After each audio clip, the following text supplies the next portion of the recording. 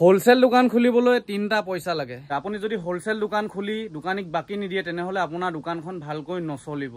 আৰু তেনেকুৱা বহুত হোলসেলাৰ দোকানী আছে সৰু দোকানীক বস্তুৰ হাৰত দিয়া।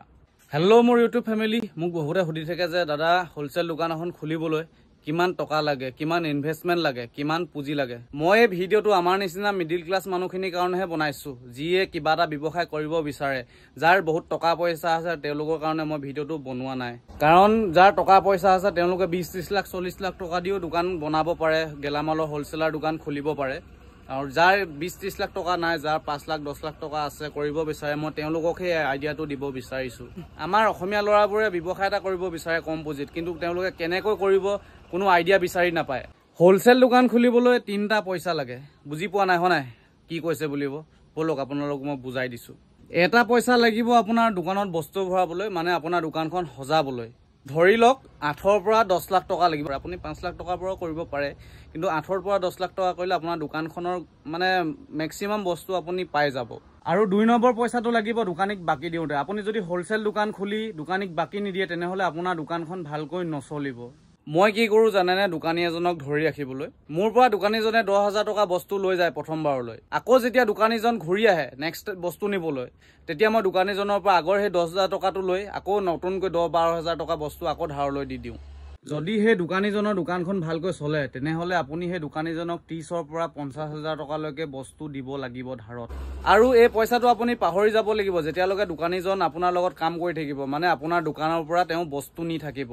কন্টিনিউ এনেকৈ চলি থাকিব বস্তুটো। 50,000 টকা আপোনাৰ ধাৰত সোমাই গ'ল, সেই দোকানীজন আপোনাৰ হ'ল, আৰু আপুনি এনেকেই কন্টিনিউ চলাই থাকিব লাগিব। আপোনাৰ দোকান যেতিয়া ভালকৈ চলিব তেতিয়া তেনেকুৱা আৰু 30-40 জন দোকানী আহিব আপোনাৰ দোকানৰ পৰা বস্তু নিবলৈ। আৰু তেনেকুৱা যদি 30-40 জন দোকানীয়ে 15,000 পৰা 20,000 পৰা 30,000 টকা যদি পাৰ পাৰ্চনে যদি আপোনাৰ দোকানৰ পৰা বস্তু নিয়ে বাকীত, তেনেহলে আপোনাৰ দোকানৰ বাকী সোমাব 3 লাখৰ পৰা 4 লাখ টকাৰ ভিতৰত।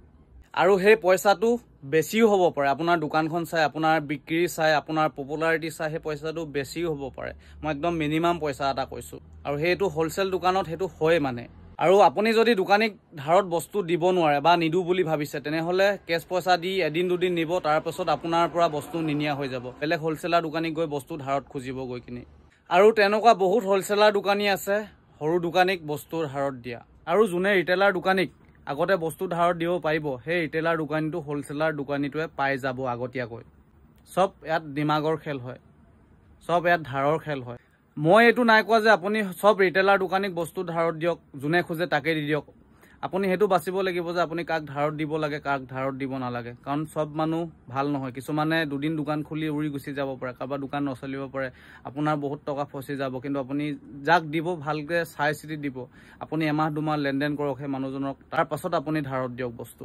আৰু 3 নম্বৰ পইচাটো হ'ল আপোনাৰ বেংক একাউণ্টত 2 পৰা 3 লাখ টকা থাকিব লাগিব এক্সট্ৰা। আপোনালোকে ভাবিছে এইটো কথা আকৌ কি কৰি দিলে। এই চিষ্টেমটো মোৰ লগত হৈ আছে, সেইকাৰণে আপোনালোকক কৈছো মই। ধৰি লওক কথাটো হ'ল যে আপুনি আপোনাৰ দোকানত 10 লাখ টকাৰ বস্তু ভৰাইছিল, দোকানখন লাহে লাহে চলিছে ভালকৈ। সৰু সৰু ৰিটেইলাৰ দোকানীবিলাক আপোনাৰ ওচৰলৈ আহিছে বজাৰ কৰিবলৈ, বস্তু নিবলৈ।